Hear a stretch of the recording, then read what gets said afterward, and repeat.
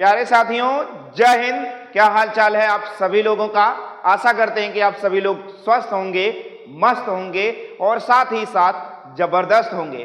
प्यारे साथियों, आज इस वीडियो में हम आपके लिए लेकर आए हैं आरआरबी ग्रुप डी 6/10/2022 के दिन परीक्षा में यानी ग्रुप डी की परीक्षा में पूछे गए गणित के कुछ महत्वपूर्ण प्रश्न इस वीडियो में हम सभी लोग हल करने वाले हैं। तो चलिए देखते हैं आज के इस वीडियो का पहला प्रश्न। वीडियो को लास्ट तक आपको देखना है क्योंकि इस वीडियो में बहुत अच्छे अच्छे प्रश्न रखे गए हैं और जिसके माध्यम से यदि आप इन सभी प्रश्नों को तैयार करते हैं तो आपके परीक्षा में आने वाले प्रश्नों में से फंस सकते हैं या सूत्र के आधार पर सवाल फंस सकते हैं। तो चलिए देखते हैं। पहला दिया है, एक लंबवृत्तीय बेलन का आयतन 814 सेंटीमीटर क्यूब है। बेलन आपको पता है बेलन कैसा होता है, बेलन ऐसा होता है। बेलन कैसा होता है ये, और एक बेलन तो आपने देखा होगा घर में होता है जो कि भैया रोटी वोटी बेलने के काम होता है, आता है बेलन, बेलना जिसे कहा जाता है। एक बेलन ये, एक बेलन ये, एक बेलन ड्रम के जैसा, मतलब कोई भी ऐसी वस्तु जो वृत्त के आकार में हो, कुछ लंबाई में हो, जैसे पाइप ले लीजिए आप, सभी चीजें बेलन के आकार। कह रहा है इसका आयतन 814 सेंटीमीटर क्यूब है। अब इसका आयतन का सूत्र आपको पता होना चाहिए, बेलन के आयतन का सूत्र आपको पता होना चाहिए। तो मैं आपको बता दूं, इसका वॉल्यूम होता है पाई आर स्क्वायर एच, और ये बराबर किसके दिया है, 814 सेंटीमीटर क्यूब के। चूंकि कह रहा है कि यदि बेलन की त्रिज्या और ऊंचाई बराबर है, बेलन की जो त्रिज्या है यानी ये आर का मान है, जो ऊंचाई है यानी बेलन कुछ ऐसा है, बेलन कुछ ऐसा है जिसकी त्रिज्या जितनी बड़ी है उतनी ही ऊंचाई है। यानी अगर हम कहें कि आर बराबर किसके है, एच के, तो यहां देखो पाई का मान रहेगा 22/7, पाई का मान 22/7। आर की जगह हम एच रख सकते हैं, एच स्क्वायर इंटू में एच बराबर में 814। पाई का मान 22/7, 7/22 हो गया।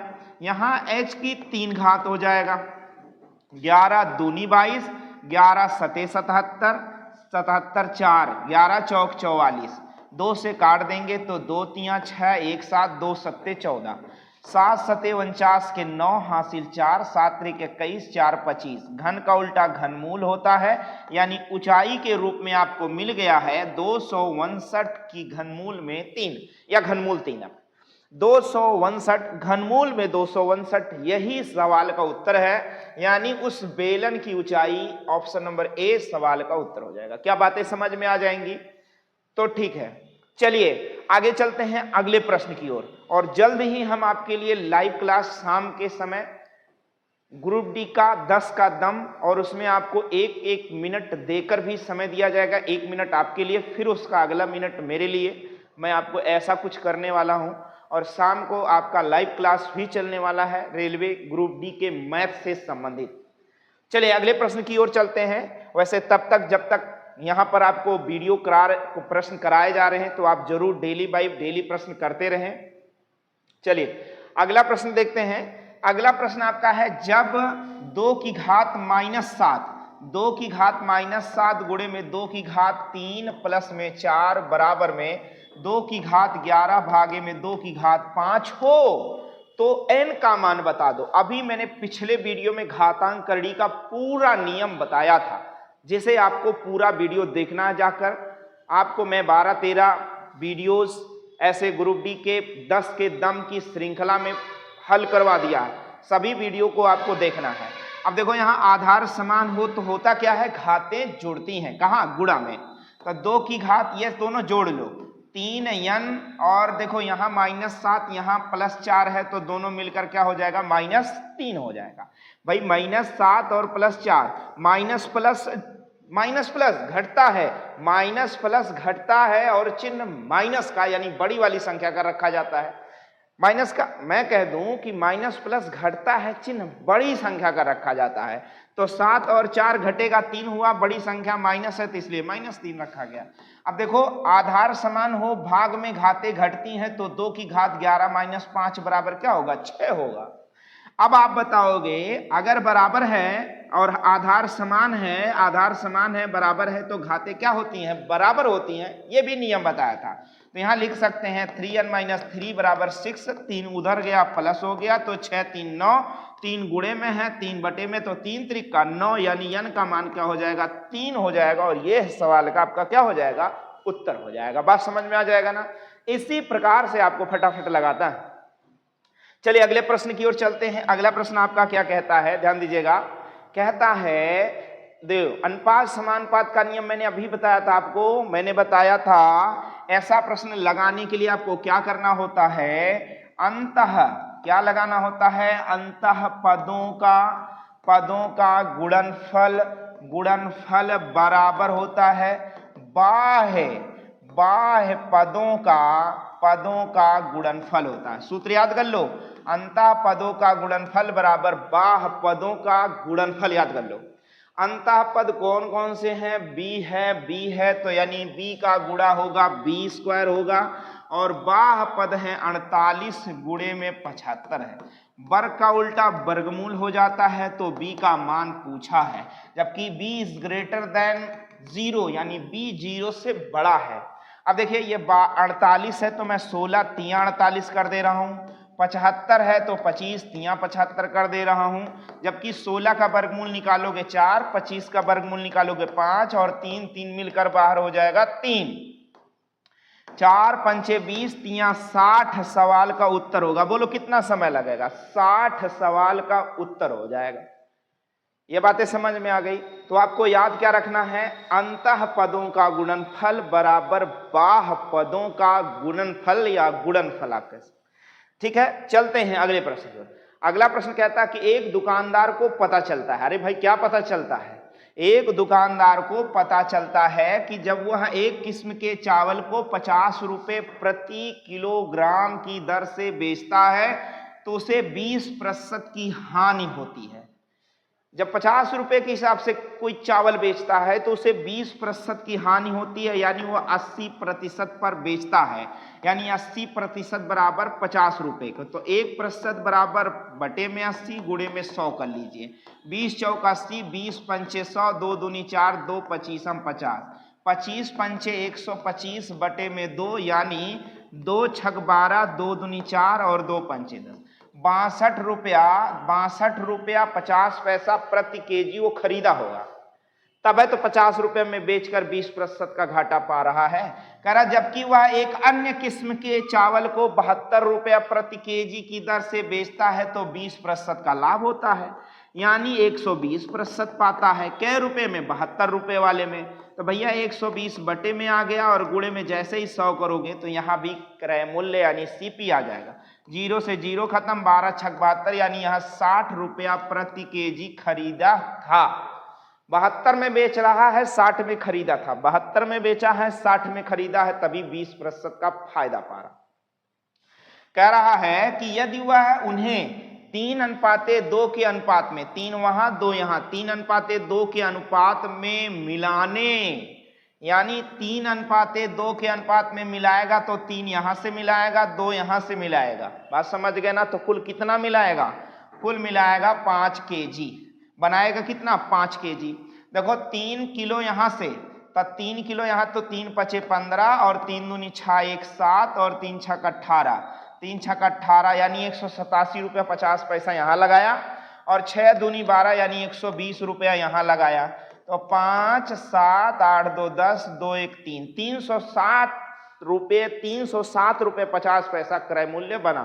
कितने किलोग्राम चावल? 5। तो 1 किलोग्राम चावल का दाम निकाल लो। 5 छक 30, 5 एकन 5 2 7, पंचम 25, यानी अब जो मिश्रण है उसका क्रय मूल्य 61 रुपये 50 पैसा प्रति केजी है। फिर कहता क्या? मिश्रण को 64 रुपये प्रति केजी की दर से बेचने पर उसका कुल प्रतिशत लाभ ज्ञात कीजिए, दशमलव के स्थान, 1 दशमलव स्थान तक पूर्णांकित कीजिए।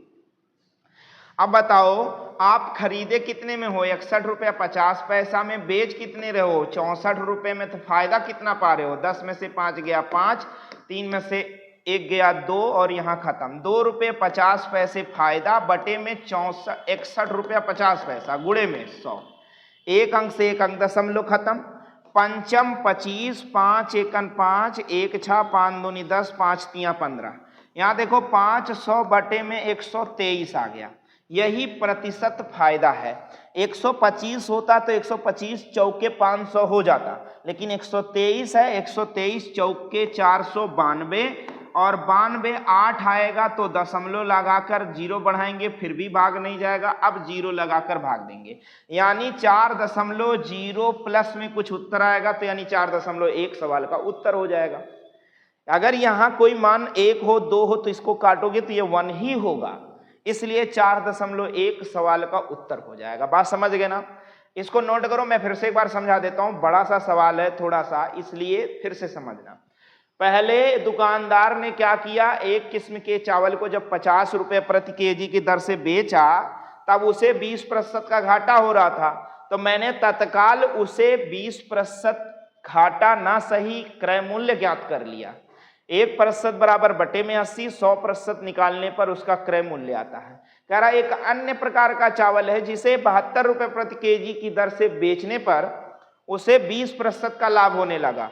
तो भैया 120% बराबर, तब बटे में 120 गुणे में 100, यहां भी सीपी आ जाएगा। ये सीपी और सीपी जोड़ देंगे तो 2 किलो का दाम आएगा। लेकिन कह रहा है कि 3:2, अगर 3 किलो वहां से तो 2 किलो वहां से, तो 3 किलो यहां से 2 किलो यहां से मिलाया, तब 5 किलो बना कि नहीं बना? 5 किलो का दाम कुल कितना आया? 307 रुपये 50 पैसा। 1 किलो का दाम कितना आएगा? 61 रुपये 50 पैसा। मिलाकर बेच रहे हो ना, अलग अलग करके तो बेच नहीं रहे हो। और ये जो विक्रय नया वाला कह रहा है हम 64 रुपये प्रति किलोग्राम की दर से बेचेंगे मिलाकर, तो भैया 64 रुपया विक्रय, 61 रुपये 50 पैसा क्रय, तो फायदा 2 रुपये 50 पैसा प्रति केजी में। तो 2 रुपये 50 पैसा बटे में क्रय मूल्य गुणे में 100, जबकि इनको हल करने पर 500 बटे 123 आ रहा है। 123 के बजाय 25 होता तो 4 बार में कट जाता, लेकिन 23 है तो 123 चौका 492, 492 यानी 4.092 मतलब 8, 500, 8 मतलब 10 दशमलव लगाओगे तो 80 आएगा, तब भी 123 से भाग नहीं जाएगा। फिर दशमलव लगाओगे तो 800 हो जाएगा, तब 123 से भाग जाएगा। तो इसका मतलब सवाल का उत्तर हमारा 4.1 होगा। नोट कर लेते हैं, स्क्रीनशॉट ले लेते हैं। ऐसे बड़े बड़े सवाल कभी कभी आपको मिल जाते हैं।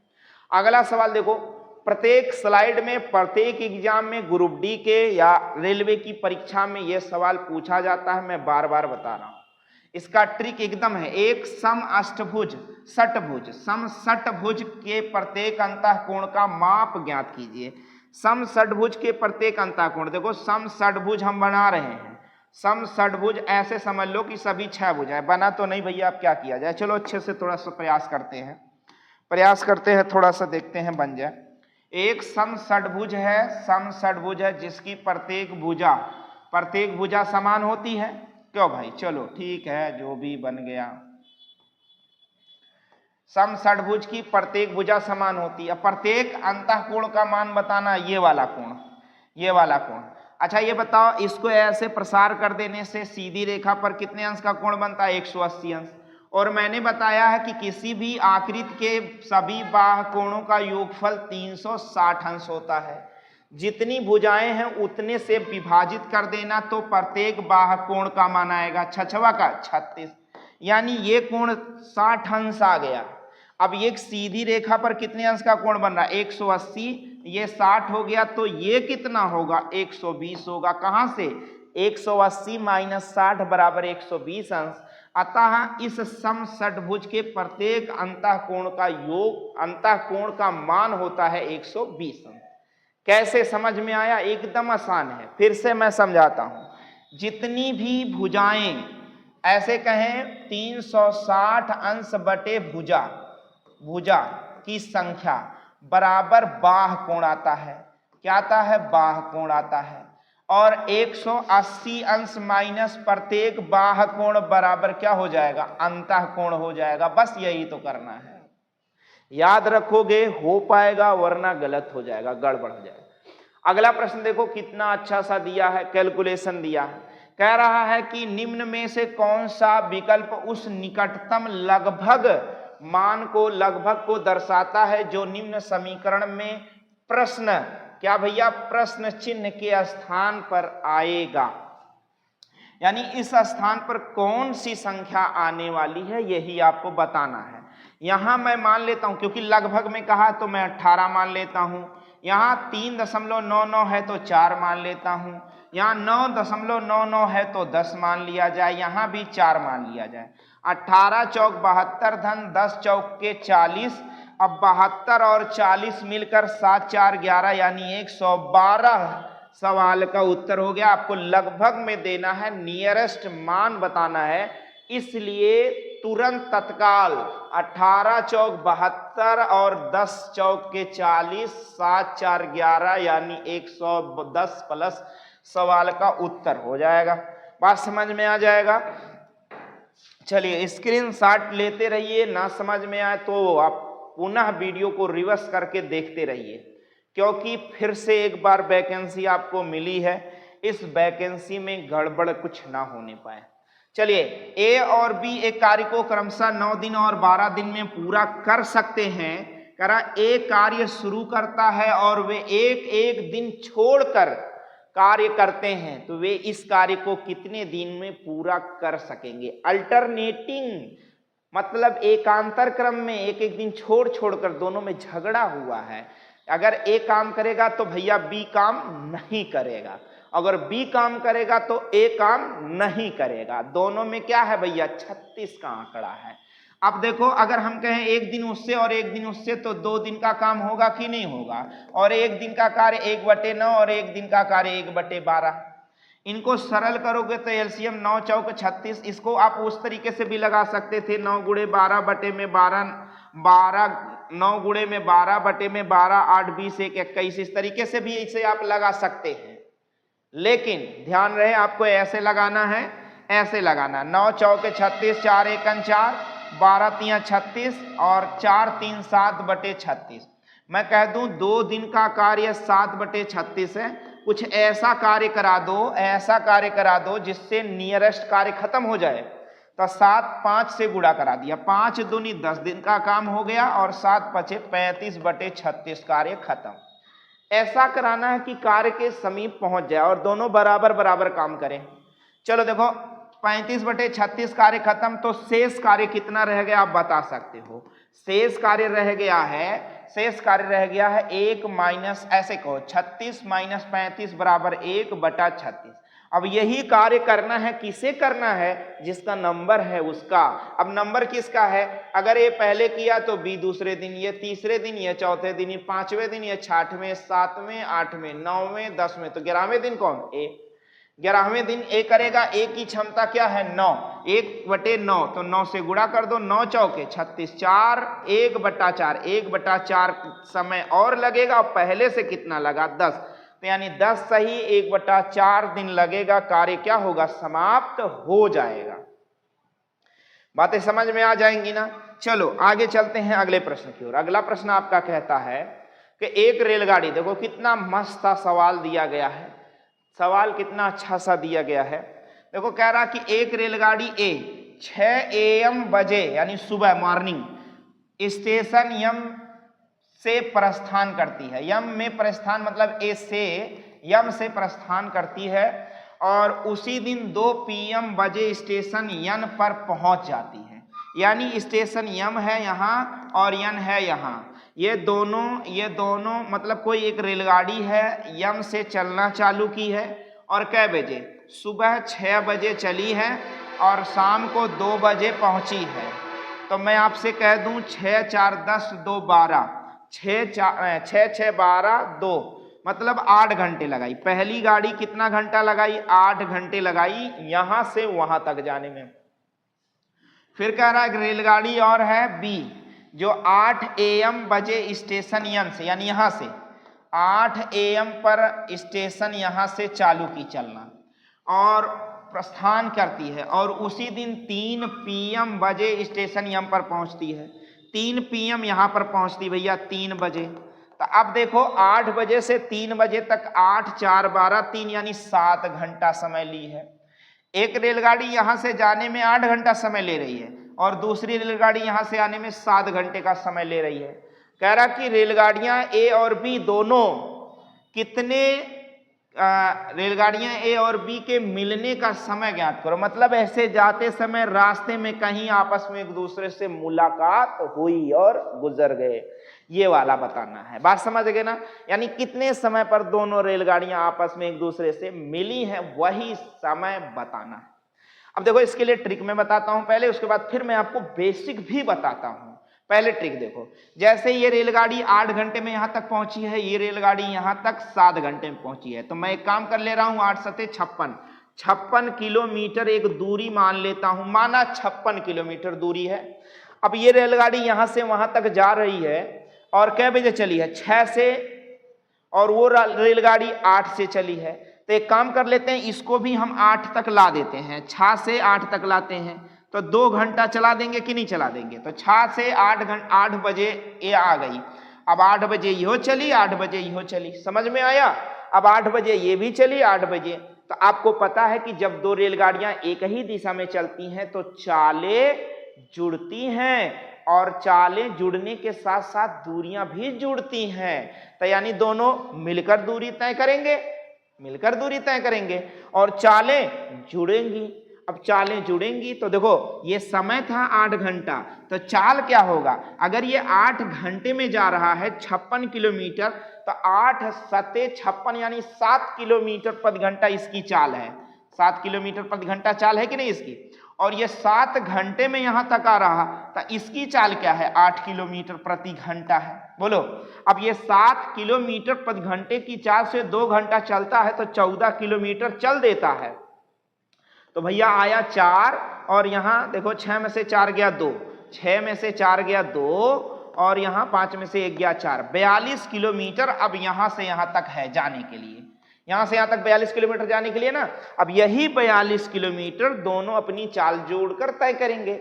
ये 7 से, वो 8 से, तो 8 7 15, 15 से भाग दे दे, 15 दूनी 30 और 15 दूनी 30। आप ऐसे समझ लो, 15 दूनी 30 और 12 बटे में 15। अब 60 से गुणा करो, 15 चौका 60, 12 चौका 48, 2 घंटा 48 मिनट पर वे आपस में एक दूसरे से मिल लेंगे। अब दोनों 8 बजे चले हैं तो 8 के बाद 2 घंटा 10 बजे, 10:48 AM पर दोनों एक दूसरे से मिलेंगे। इतना आसान सा सवाल है, लेकिन इसका कॉन्सेप्ट आपको समझना पड़ेगा, तब जाके सवाल लगेगा। इसका बेसिक भी है यही, लेकिन बहुत अच्छा है जिसे आपको समझना। मैं एक बार पुनः फिर से समझाता हूं कि दो रेलगाड़ियां, एक यम से छूटती है, दूसरी यम से छूटती है, लेकिन दोनों अगर एक समय से छूटे तब तो मजा है। एक पहले छूट रही है, एक बाद में छूट रही, तो जो पहले छूट रही है उसको थोड़ी दूर चला दो, उसके समय के बराबर चला दो और देख लो कितनी दूरी चल रही है, तो माइनस कर देना। तो देखो मैंने माना 56 किलोमीटर माना, और ये 8 घंटे में पहुंच रही है, तो इसकी चाल 7 वटे 56, तो 7 दूनी 14 किलोमीटर माइनस कर दो, 56 में से बचेगा कितना? 42। अब इसकी चाल 7, उसकी चाल 8, 8 7 15 से भाग दे दो, तो 2 सही 12 बटे 15 घंटा 60 से गुणा करने पर मिनट हो जाएगा। 15 चौका 60, 12 चौका 48, 2 घंटा 48 मिनट। अब 48 मिनट किस में दिखता है? ये वाले में सवाल का उत्तर, या 8 2 10, 10 48 सवाल का उत्तर। चलिए इसका मैं बेसिक बता देता हूं। अब माना दूरी कितनी है? x किलोमीटर, x किलोमीटर दोनों की दूरियां हैं। अब एक रेलगाड़ी यहां से 8 घंटे में जाती है, दूसरी रेलगाड़ी यहां से 7 घंटे में आती है, यहां से यहां तक। तो इस रेलगाड़ी की चाल क्या हो जाएगी बता दो? चाल हो जाएगी दूरी बटे में समय बराबर चाल। इस रेलगाड़ी की दूरी बटे में समय बराबर चाल, इसकी स्पीड क्या हो गई? दूरी बटे चाल। समझ में आया ना? अब देखो ये 8 बजे चली है, ये 6 बजे चली है, ये 8 बजे चली, तो इसे भी 8 बजा दो, 2 घंटा चला दो, तो 2 घंटे का क्या होता है? चाल गुणे समय बराबर दूरी।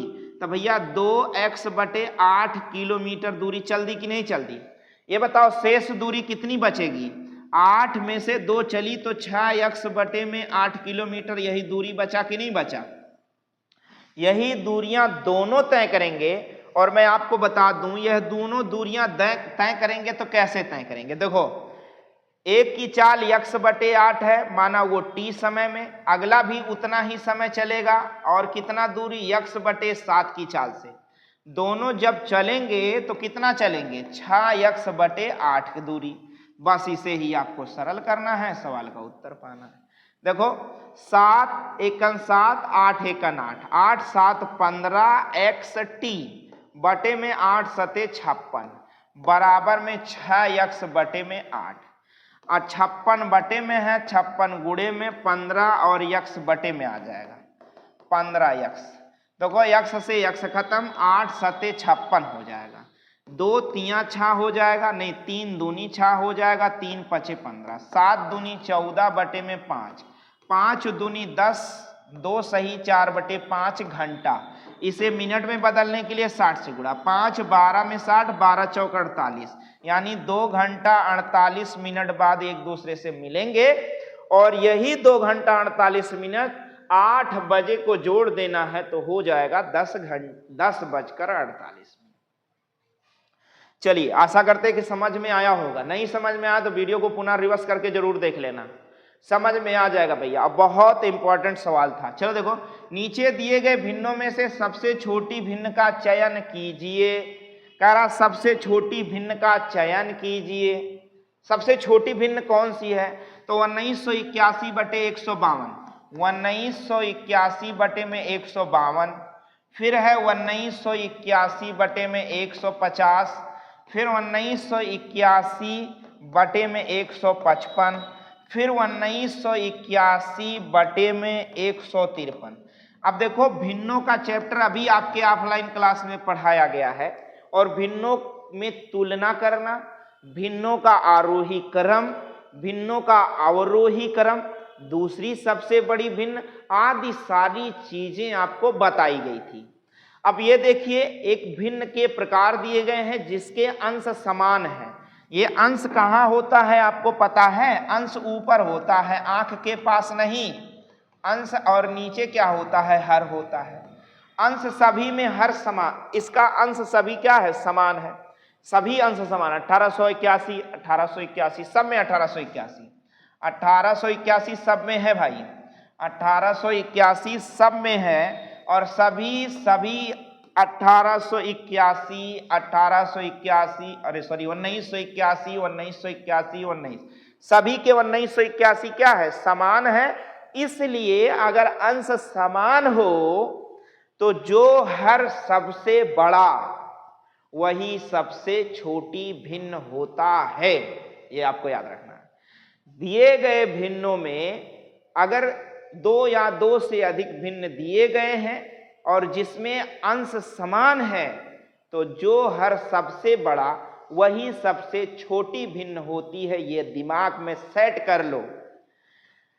तो इसमें सबसे छोटी भिन्न 155, 150, 152, 153 यानी 181 बटे में 155 सवाल का आपका क्या हो जाएगा? उत्तर हो जाएगा। उत्तर हो जाएगा। हो जाएगा कि नहीं हो जाएगा?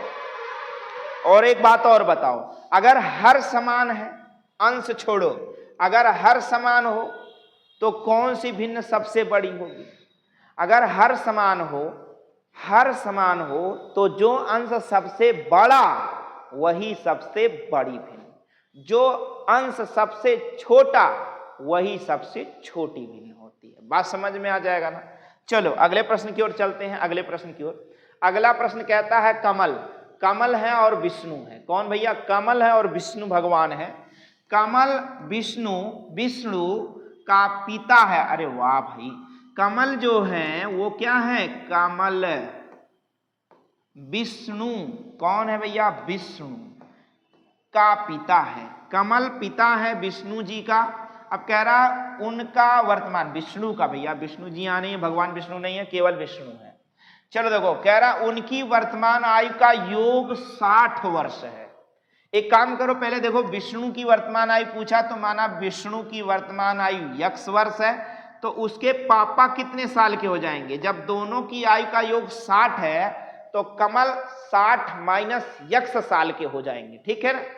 कह रहा कि यदि 6 वर्ष पूर्व है तो 6 साल माइनस करो, 60 माइनस यक्स माइनस 6 साल और यक्स माइनस 6 साल, 6 साल माइनस करो, 6 साल माइनस करो, कर दिए ना 6 साल। अब देखो कह रहा है कि 6 वर्ष पूर्व कमल की आयु विष्णु की तत्कालीन आयु का 5 गुना थी। विष्णु की तत्कालीन यानी उसी समय के आयु का 5 गुना थी। बहुत आसान है ये जो आपका है आयु संबंधी प्रश्न, बहुत आसान होता है। आपको सेट करना होता है लाइन को। प्रश्न यदि आपके समझ में आ गया तो सवाल का उत्तर फाइनल है आएगा। चलो 5 एकन 5 यक्स और 5 छक 30 हो गया, 5 छक 30 हो जाएगा भैया। और यहां देखोगे तो 60 माइनस, यहां सरल कर लेना, यहां आ जाएगा आपका 60 माइनस 6 बराबर 54 माइनस यक्स, यक्स उधर जाएगा तो प्लस यक्स हो जाएगा, 30 इधर आएगा तो वो भी क्या हो जाएगा प्लस, 30 54 84 हो जाएगा, 5 1 6, 6 यक्स बराबर 84, 6 बटे में आ जाएगा, 6 एकन 6, 2 8 6 चौके 24, यक्स का मान आ गया 14। अब आप देख पा रहे हो यक्स का मान 14 है तो यक्स है कौन, यक्स भैया विष्णु है। तो विष्णु की आयु पूछा गया तो आपको बताना था 14 वर्ष। विष्णु की आयु कितनी हो जाएगी 14 वर्ष। क्या ये बातें समझ में आ गई? तो स्क्रीनशॉट ले लो। और यदि वीडियो आपको अच्छा लगा हो, समझ में आया हो तो एक लाइक जरूर बनता है। और अभी तक अपने इस YouTube चैनल को सब्सक्राइब नहीं किए हैं तो तत्काल सब्सक्राइब करें पहले, और बेल आइकन यानी घंटा भी दबा दें जिससे हमारे अगले वीडियो का नोटिफिकेशन भी आप तक समय से पहुंचे। क्योंकि आपको लेना है सिलेक्शन। तो भैया सिलेक्शन लेने के लिए पूरी स्लाइड को पढ़ना है और आपके इस YouTube चैनल के प्लेलिस्ट में वीडियो दिए गए हैं, अपलोड किए गए हैं, उससे भी पूरा देखना है गणित में, ताकि आप फेल ना हो। मिलते हैं आपसे अगले वीडियो में, तब तक के लिए जय हिंद।